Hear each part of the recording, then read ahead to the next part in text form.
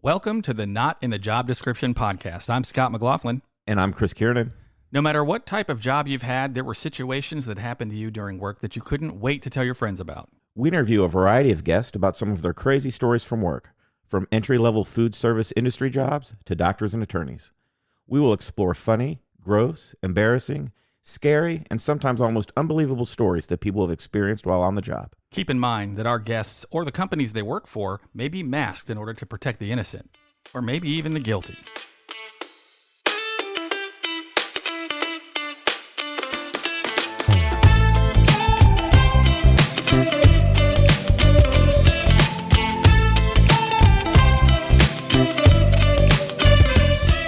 On today's show, we talk about horrible bosses. How's it going, Chris? Great, how are you? I'm doing well. And by the way, when I say horrible bosses, I'm not talking about the movies with Jason Bateman, who's one of the greatest actors of our time. I'm talking about just horrible bosses you've run into over time or heard about. Chris, have you had a lot of experiences with horrible bosses? You know, I've been pretty lucky. I can't really think of any direct horrible bosses that I've had. Now, I was in industries like a grocery store that cycled through managers, pretty frequently. So maybe the bad ones kind of weeded themselves out and got moved on before I had any real bad experiences with them.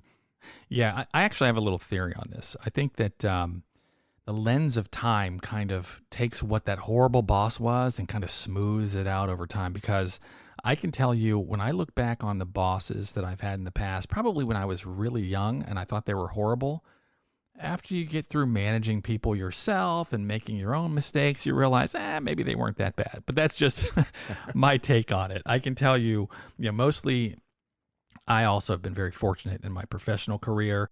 You kind of see that there are certainly different things that drive people to act certain ways. But most of the time, I think people have been pretty decent, and I've been very, very lucky in my professional career. But I'll be honest, there were a couple sketchy situations when I was younger. I can imagine that I might have even been lumped into the horrible boss category myself. When I did work at that grocery store, I was a young guy, right? Early 20s, managing 16 and 17-year-old cashiers and baggers. And I'm sure they thought I was the biggest jerk ever when I made them go clear the lot in the pouring down rain. But hey, man, someone had to do it, and it wasn't going to be me. So yeah, right. Sometimes it is tough. Again, things need to get done. That's right. And that's what your job is sometimes. I can tell you, it was funny.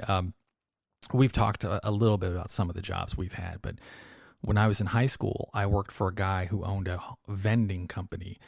And as a part of this vending business, he also owned a gift shop at a hotel. And I worked at this gift shop at the hotel. And it was weird because it wasn't even a part of the hotel. It was completely separately owned. But that just kind of let me work there alone with no supervision, because this was a one-person operation. He would sometimes just stop in and, make sure that we weren't asleep.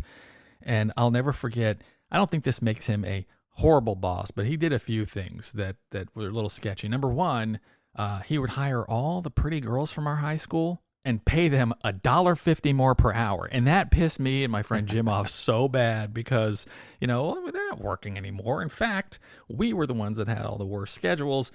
So it was a little creepy that this guy was always hiring in the pretty girls and paying them more money. But the one thing that I remember specifically is he would come in, because he owned this vending machine, or he owned this vending company.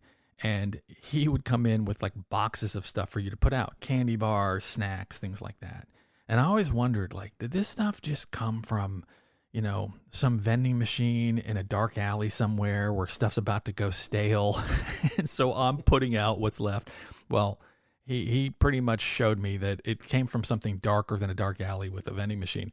He comes in, he sets up this box, and he starts throwing these Snickers bars on the counter. And he goes, I want you to put these out. I said, okay. And I looked, and they had the Olympics logo on them for some, advertisement. But it didn't seem like the current Olympics. So I look at this thing, and it was from the Olympics 4 years prior. Oh, geez. This thing had been, it had to have been 3 years expired. And I said, this guy's first name was Bob. I said, hey, Bob, I think these are a little old. He goes, what do you mean? That's the Olympics. And I go, yeah, but this is from the Olympics 4 years ago. And he looked at me and goes, do You think people will notice? I said, it doesn't matter whether people are going to notice. This stuff's old. You don't want to sell this. And he was like, I'd put them out. And I go, okay, Bob, I'm not putting this out. And he was like, whatever. And he just left them on the counter. So I threw them away. But he was more than content to go, buyer beware. Well, you think they probably have been melted and then, reformed again over the years. I'm sure they were not very tasty, right? Oh, pretty nasty. But again, when you talk about horrible bosses, that guy had a lot of positive things as well, but there were some chinks in the armor. Oh yeah, for sure. Yeah. So, as we were kind of looking for some stories here, and I'm out there and I'm kind of searching around on the internet, and a lot of common themes as far as, sexist bosses, or maybe trying to pick up or hit on girls. And I found this was actually from a Cosmopolitan online article, not from my own personal magazine stock, of course, but it was online. Sure. Right. One of the readers kind of had written in and said that she one time walked into her boss's office to find him shirtless. She says, when I ran back to my desk in shock, he proceeded to do a fashion show of different jeans and asked me how they made his goods look. Oh, God. If they were too tight or too loose. So I can't imagine she stayed at that job for very long after that. Man, I only hope that was Cosmopolitan from 1980, because I can't imagine somebody doing that anytime. Right. I mean, it was dated 2014, but even then, I mean, that's crazy. You would think they knew better by that point.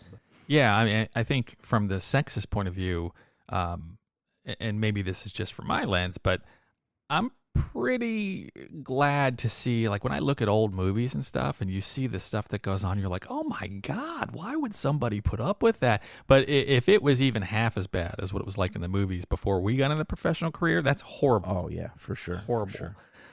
I did a little research as well, and I found something from CBS News, and I just thought this was a great story. And this person said, I worked part-time in a lumber yard which had theft losses. Aha, said management. It must be our thieving employees. Well, polygraph tests were ordered for every employee. I flatly refused to take the test. Since I was the leading salesperson, I was threatened but not fired. A week later, during a routine late-night drive-by by the police, they caught the thief loading a truck with material from the yard. It was the VP who had ordered the lie detector tests. He did the classic deflection, right? He was doing it, was trying to blame it on everybody else. Yeah, and telling people, I will find out who did this. Right. And a bunch of people said no. And think about it. If anybody was going to be okay with people not taking the lie detector test, it had to be that VP, because that leaves the shadow of doubt out there. Right. Pretty smart. I know, I've worked in financial industry, and I haven't had any bosses, at least that I'm aware of. If HR is involved in some kind of investigation, they normally don't put it on the news. But I'm not aware of any big thievery issues, at least in my background. Yeah, same here. And I did work at that grocery store, and we counted a lot of money every night. That was one of my jobs there, was, kind of balancing out the cash register. And from time to time, you maybe have a register that'd be exactly $20 short. Right. So, maybe use sticky fingers, but sometimes it's just these kids don't count right, and they just give much money back. This does kind of remind me of, we have a mutual friend that years and years ago, we worked at a large retailer together. And granted, we'd done some wild things when we were kids. And when I say worked at this retailer, we worked in the mall, and at this retail company, we couldn't have been 20 years old. And I'll never forget that he got taken off the floor, and they said that he stole from the till. And, once we were outside of this area, I was like, hey, man, did something go on that you get caught? And he looked me right in the eye and said, listen, we've done a lot of goofy things growing up. I'm telling you, as straight as I can be, I have never taken a dime from this company. So, I kind of believed him, because it was very plausible that he was like, yeah, so I took $20. But he didn't. Right. He just said, nope, never, wasn't me. So this thing turned into like this big legal thing where the management was going after him. And, well, to make a already long story short, they found out that it wasn't our friend that did it. It was the security people that said they caught him. So when it was all said and done, they found out that there was about 4 people that were working the mall security, and they found out that they had not only taken money from the till and were blaming employees, but every time they caught shoplifters, they would take them in the back and, give them, their beat down over what all did you steal. And then they would take all the other stuff that they stole from the mall and take it back out into the mall and return it for cash. So they were enterprising. Right, I give them an A+ for that. So maybe that's more of a horrible employee story, right? We'll have to. Yeah, that'll have to be a save that future one episode sometime, for sure. So any other research you've done where you have found some stories that kind of talk to you about what a real horrible boss is? Yeah, there was obviously a lot of stories about when people have babies and maybe they were requested to come back to work too soon, for the mother or the father, saying, hey, my wife went to labor. And then the boss is like, well, how soon can you get back to work? But the one that really kind of stood out to me, this was off of Quora.com. This was an anonymous submission, so I'm not sure really who says this here. But basically, the guy said that his wife worked for the government, and her best work friend had an eye issue from birth, a degenerative type of eye thing from birth. And she'd been on this transplant list for years, 10, 15 years. So she finally gets the call that she's going to, her time is up. But they give you very little notice. She's like, next week. Right. So she basically tells her work that, hey, I'm going to have to be off next week for this eye transplant of all things. Not just like I'm going to the doctor, but an actual eye transplant. And so this was, when she tells her boss, this was his actual response. We're actually fairly busy next week. Could you reschedule that for later in the year? What if I need that report? I don't think I can let you have next week off. Oh, wow. I mean, that's about as bad as it comes, I think. Well, as we're telling these stories about medical situations, especially about things like, they don't have a reschedule button, right? Right. I might be a horrible boss. And believe me, this sat with me for a while when it first happened, but she's a friend now, but at the time we worked together and I happened to just get promoted. So I was her manager, and this happens all the time, but I was her manager and she was pregnant. And, I am somebody who will go to work. I don't care if I have scarlet fever. I'm one of these people that's like, look, the work's got to get done, be it good or bad. So I would always go to work. And I think people saw that, and I think it sent a message that sometimes isn't a good message. Right. So you can go a little too far with that stuff, and early in my career I certainly did. Well, this lady Jen, who is now a friend of mine, she came into my office and she actually scheduled a time, which was weird. So there was time scheduled. She comes into my office, she shuts the door, she sits down, she goes, "I was hoping that I could talk with you." It's very formal. And I go, "Yeah, why? What's up?" She goes, "Hang on, I'll be right back." She gets up and leaves. And she doesn't come back for like 15 minutes. And she said, "Hey, I just wanted to tell you, my water just broke." And I was like, "Oh, you're kidding." And she goes, "No, I'm going to leave now. It's not like an emergency." And I said, "Well, you were wanting to meet with me. Was there anything like really important? Are you good?" And she was like, no, I'm good. Believe it or not, I was actually coming in. I was really worried to talk to you about it, but I was hoping to take some time off with my pregnancy.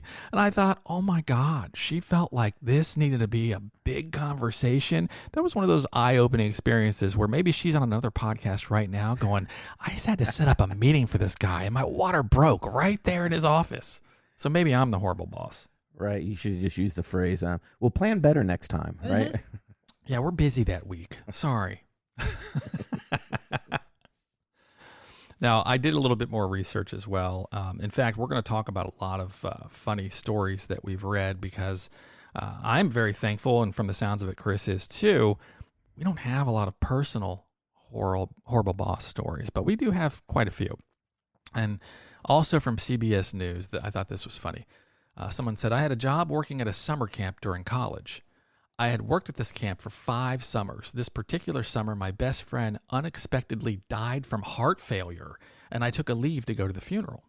When I returned, my grandfather was on his deathbed, and my mother asked me to request more time off. Obviously upset, I approached my boss and explained the situation. And my boss said, "Well, you're just going to have to get over it and get on with your life. I can't let you go again."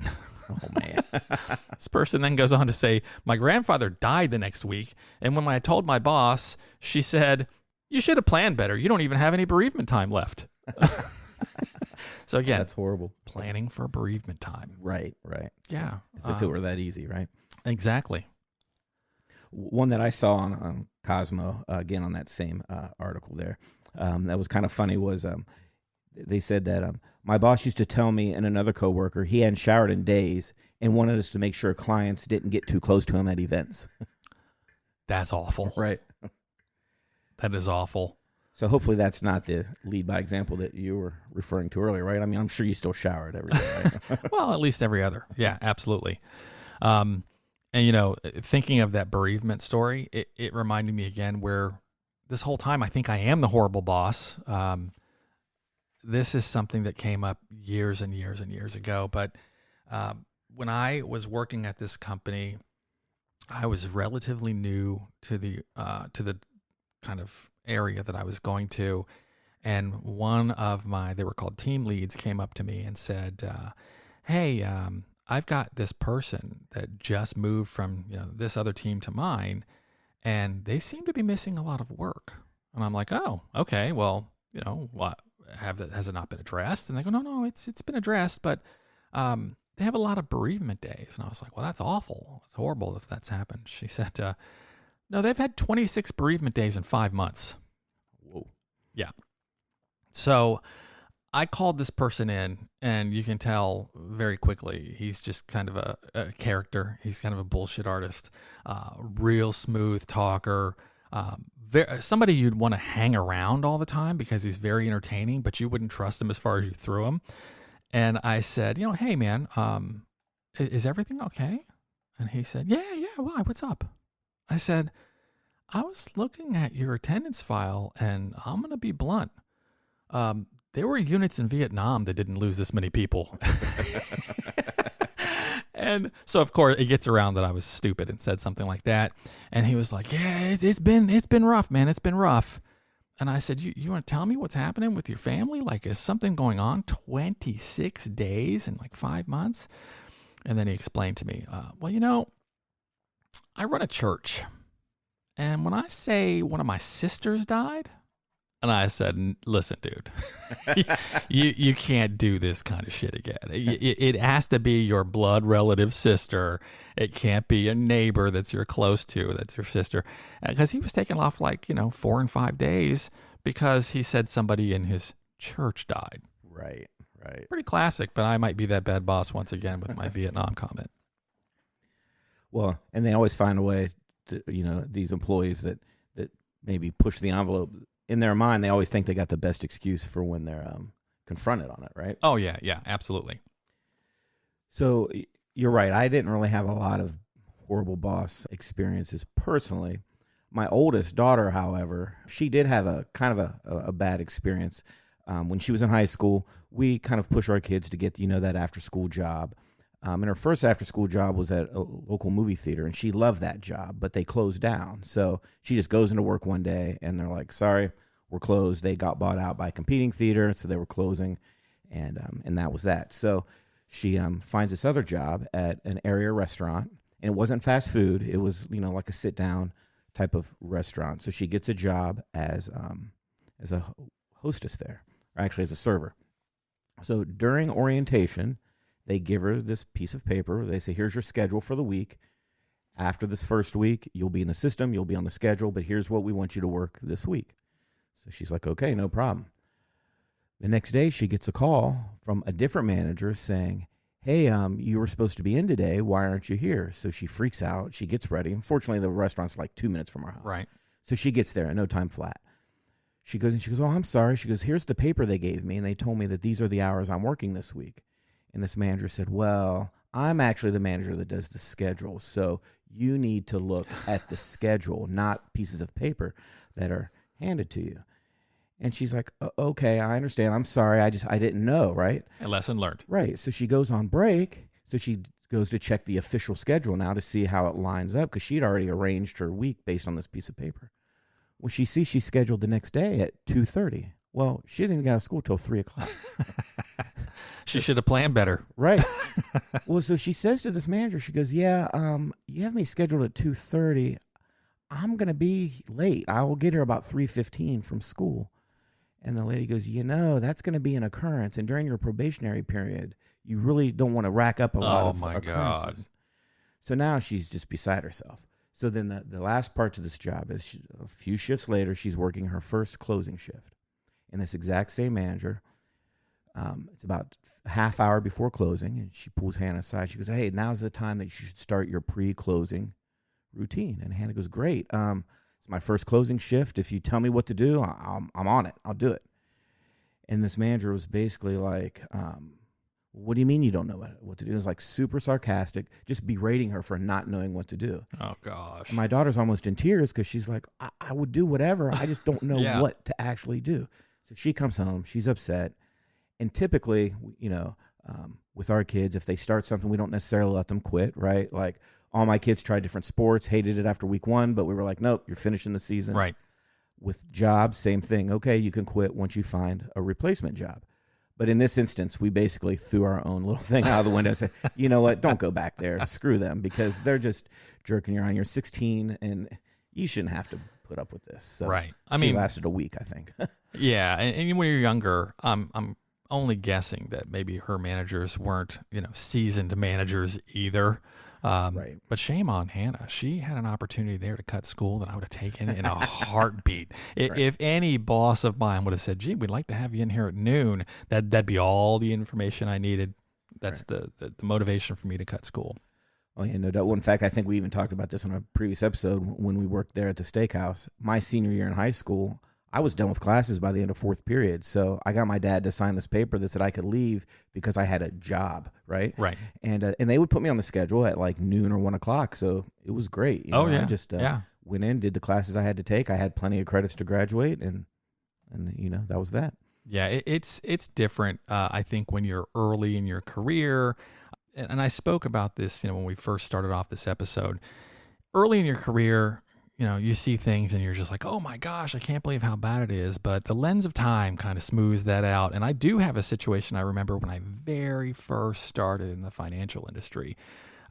And again, to be fair, I was probably 22 years old and the manager of this place was probably 24. So it's not like they were dealing with a lifetime of history, experience, and know-how. So I remember I worked in a call center where we would take calls about some people's credit card accounts. And so, there's you're on the phone from 8 a.m. until 5 p.m.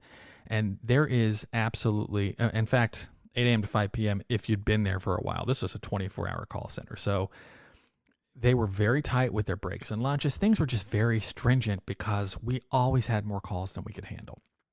Well, I had just gotten out of training, was assigned to my team, probably been there for a couple months, and then other people in my training class went to, other teams. And when we had a break that happened to be together, one of my team members said, oh my gosh, my new team manager, they just put together this thing that I don't know how this is going to go. I go, what do you mean? Yeah, do you guys have this too, the demerit system? And I said, what are you talking about? Now, I have to preface this by saying I had just finished going to school where I got my bachelor's degree in business management and marketing. So I was educated up to my eyeballs in management theory, things to do, things not to do. And then I was going into an area where these people always promoted from within, and a lot of the people they promoted didn't necessarily have that background of going to management classes. And this was one of those scenarios. Not that I think that's necessary, but certainly it's just a different layer of influence you have in making decisions. And I said, what is this demerit system you're talking about? They said, well, Sean, their boss, put together the demerit system and passed out this piece of paper, and they handed it to me. I'm telling you, it was like a Michael Scott moment out of The Office. Right.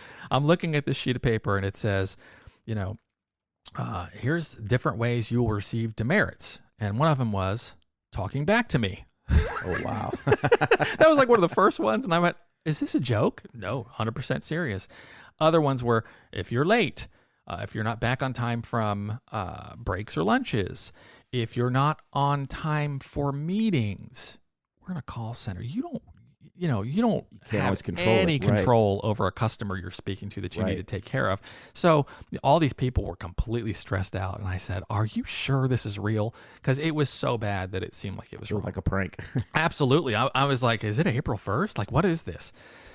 So there was a scenario where, you know, every quarter or so, they would take the VP of this area and he would ask these team managers, like, hey, give me 1 or 2 people from your team. I want to bring them in and just do a focus group. Well, it had been 3 or 4 weeks since the demerit system was put in place in this one team, and people were hating life. So I, of course, get invited to this meeting where I get to ask questions and share my things. So, of course, because I'm a jerk, I raised my hand, and the guy, Bob, who was the VP, said, yeah, what's up? And I said, are we rolling out the demerit system to everyone? And he goes, what the hell are you talking about? Right. What demerit system? And I said, well, at least on one of the teams, there's a demerit system where you get so many demerits. And it was actually written in the paper. If you get so many demerits, it's going to impact your pay. Oh, wow. So it was a pretty big deal. Well, this guy, Bob, he didn't mince words. He was like, bring me in this guy, Craig, whatever his name, this Sean's guy's manager, marches him in front of 20 agents. Now I feel bad. No. And he goes, what is this demerit system? And Craig, of course, is like, I don't know what the hell you're talking about, because this Sean guy did this all on his own. Right. And he goes, I don't know what you're talking about. He goes, you better go find out what this demerit system is. And if it exists, it doesn't exist in 10 minutes or else I'm giving it to you. Oh, wow. So now I'm thinking, awesome. oh, no, my name's going to be attached to, Right. dropping a dime on this. Well, of course, after the meeting, I go to lunch that day and people were like, oh, they ran around collecting all that paperwork today. I wonder what happened. And I just whistled past the graveyard. But yeah, in hindsight, you think about that. This Sean guy probably 100% thought this was a great idea to garner some control and some discipline of his team. His heart was probably in the right spot. But my God, was that a stupid move. Right. And he probably even worked in a situation where they had a demerit system like that. But yeah. So he thought, like you said, oh, I'm gonna show them, like I'm gonna have the best team. I'm gonna have this system that's gonna, really get people motivated to work. Well, it had the complete opposite. Obviously. Yeah, they absolutely hated him. And I've never been a proponent that you need to get people with college degrees to work for you or anything like that. And this person actually had a college degree, but it was in something it was like fashion. It was completely different. But that's just one of those human natures. I mean, I wouldn't want to be treated that way, so I wouldn't treat someone that way. Right. And I think that's where a lot of these boss stories go wrong. Exactly. Well, here's one. I saw this on Quora.com, and it kind of goes with, what you're saying. Maybe a boss, he gets promoted, could be his first boss job, and he's not really sure how to handle something. And so this person kind of wrote in and said that I worked for a manager who was incapable of making a decision. When I would go in his office and say, I need a decision on this, he would put on sunglasses and say, these are my invisible glasses. They make you invisible. I can no longer see or hear you. Now get out of my office. And he said he would just keep repeating that over and over till he just turned around and walked out. Oh, my gosh. You almost wonder, like, is that someone that just wanted to get fired, right? And so, or drive someone to violence. Right, so they're just sabotaging their own career because they hated it there. And they're just like, so I want you to use that approach next time someone comes in your office. Yeah, absolutely. That sounds just like me. Yeah, my invisible glasses. See, if I did something like that because people think that I'm funny and I'm a jokester, people would just start throwing stuff at me and being like, how can you see me if I'm supposed to be invisible? Right. Yeah, it would not work out well for me. In doing the research, when you talk about the Michael Scott moments, invisible glasses would probably, hit the writing board for that show. But somebody wrote on CBS News, my boss heard there was an opening for a plant manager in our South American facility. To better prepare himself, he decided to attend Spanish classes on the company's time and at their expense. The only problem, the plant's in Brazil where they speak Portuguese. That does sound like it could have been an office. That could have been right out of the office. Right. Well, then one that I saw that, and I don't know, this might actually classify as a good boss, not a horrible boss. Again, this was on Cosmo. It said, I once worked for a woman who would send me to the liquor store for her during my shift. She would give me various retail bags to put the liquor in so I could sneak it in, whatever I bought for her. But on the plus side, she offered to buy me whatever I wanted. So I have no idea where this person worked or their age, but there was a time, you and I would have loved that boss. I'd have probably, taken right? that deal in a heartbeat. Absolutely, I would have taken that deal. Yeah, I think times have changed because I don't think very many managers would barter that deal. I don't think. Right. But I also think if you even address that to most kids today, they would drop a dime on you. Oh, for sure. Even for sure. That saying is so old. Drop a dime. I just aged myself with the saying. Something that I thought was kind of interesting too, from GoBankingRates.com. They said this person was hired as an educator to teach history lessons in school. However, the museum was underfunded, so one day the head of the museum asked her to rake leaves outside because they didn't have anyone else to do it. So she wanted to be a team player, so she ended up raking leaves for 4 hours, which left her hands covered in blisters. Oh, wow. Could you imagine that?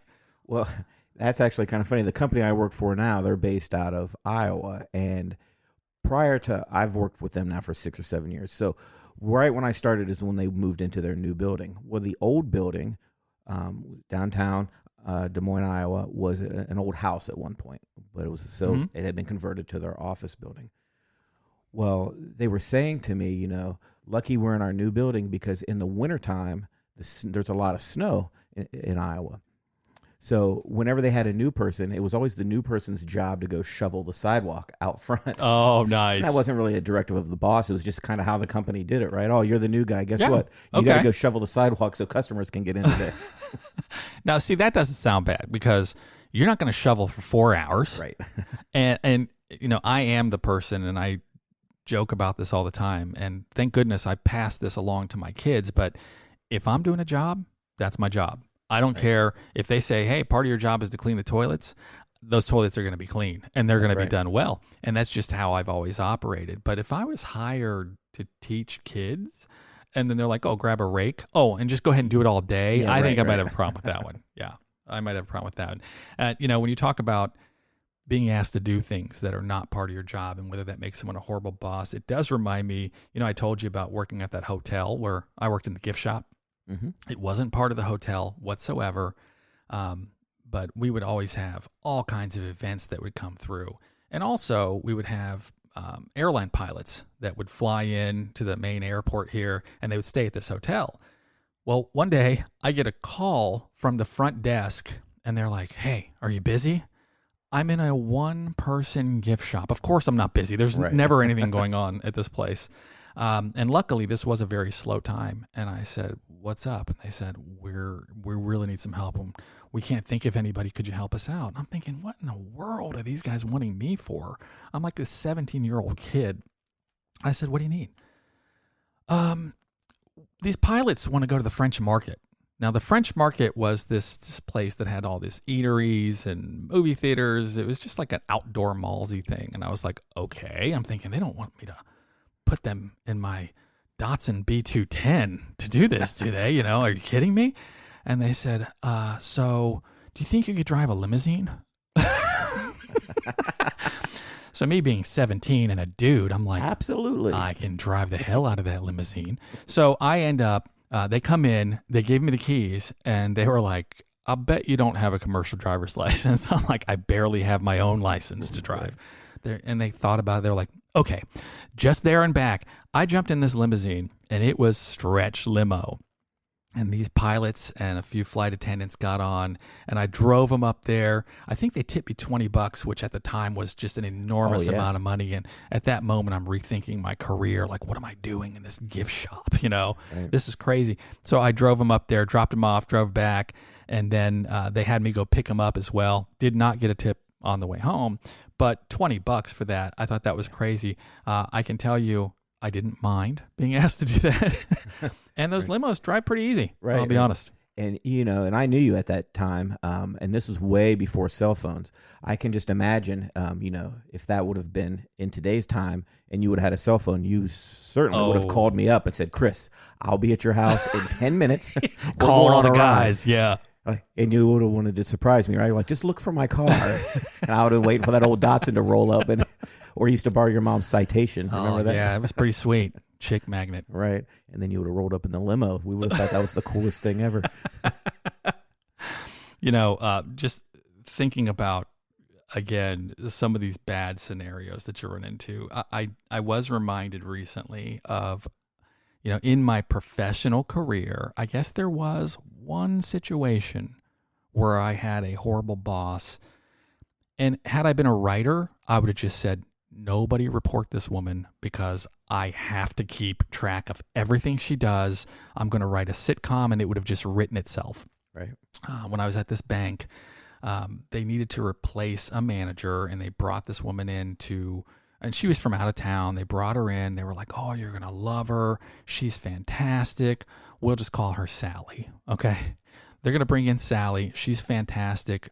She's got a lot of experience. So Sally comes in, and it's weird. Immediately, we all got the vibe of she's not genuine.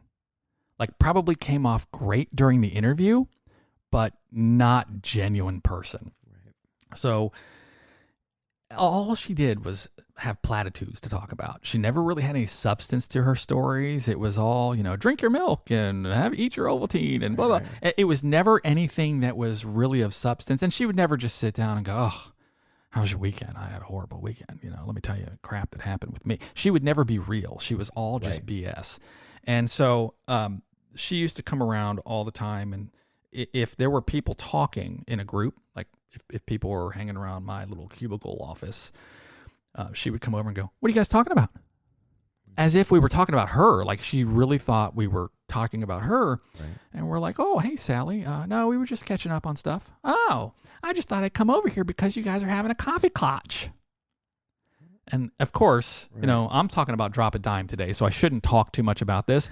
But I'm like, what the hell is a coffee clutch? You don't know what a coffee clutch? So from then on, oh boy. She decided she was going to take over.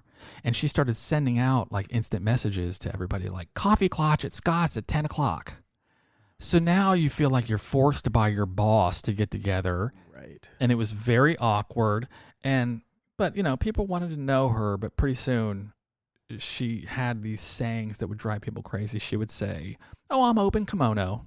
Now, if you saw this person, you would never want to see her with an open kimono. All right. Not that I'm much to look at, but this person you would not want to see with the open kimono. And she had that saying, and it was funny because she always would talk about, we need to build bridges, people. Remember, platitudes. Right. That's what she spoke in. Right. We need to be building bridges. So if you said, if she goes, what's going on? Are you dealing with a problem? Oh, yeah, I was dealing with the chargeback area, and we can't seem to have this issue. And she's like, well, don't call it an issue. We need to build bridges. Like, thank you, but that's not helpful, Right. So she started using this building bridges theme to where when she'd send emails, it would say, let's build bridges together. Oh, boy. So now everybody's like, oh, my God, they hired a crazy woman. And so one day I came in, and the place just smells awful of paint. And I'm like, what is going on? And one of my employees ran up to me and she goes, Sally just hired painters. I was like, oh, because the building had been renovated 2 years prior. And then we had this giant long wall. And I see these painters. These weren't these weren't like painters to paint the wall a different color. These were Rembrandt painters. These were people who were there stenciling because she was having them build bridges. Oh, and she had this whole thing where she worked out with them where they were going to have the Golden Gate Bridge on this side, some other major bridges, and how at the top it was going to say, we build bridges together. And I just went, I feel like I'm in the Twilight Zone. Like, right. This is crazy. Well, it happened to be, this was the week that her boss was coming in. And he walked in and he was like, what the hell is this? And so, you have to be very careful because you don't want to say, oh, my boss is a weirdo. Right. So you go, well, Sally really likes us to build bridges with other departments. So we're all about building bridges. And he looked around at each one of us and he was just like, holy shit, these guys have all been taken over. Their minds are gone. Right. And he goes, And I saw him walk over and tap one of the guys on the shoulder. And I was like, get out. Scram. Beat it. So it happened to be a really bad week for her because I think she'd only been there about 4 months. And 2 weeks later, she was gone. Yeah. But it was just more proof she was not a genuine person. Right. I'm not quite sure if her experience led her to really lead teams like that. Right, and that's what I was going to ask. Maybe she just got in over her head and didn't really know how to Yeah. do it. So she just was throwing out these little terms that she's heard. Yeah, she didn't over know the the years. basics of managing people, and I'm a little curious whether she knew about managing processes. So it was just a really bad situation. And the worst part of it, I really think that lady meant well. Right. But oh my gosh, was she in over her disconnected head. from Yep. the world.